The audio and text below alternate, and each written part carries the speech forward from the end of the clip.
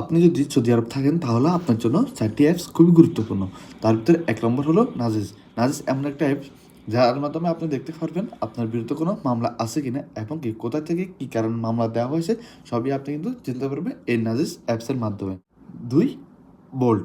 Bolt হচ্ছে বেশি ব্যবহৃত করা একটি অ্যাপস যার মাধ্যমে আপনি যে কোনো জায়গা থেকে ট্যাক্সি অর্ডার করতে পারবেন যে কোনো জায়গায় যাওয়ার জন্য।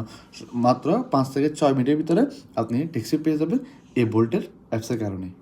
3 হারাস।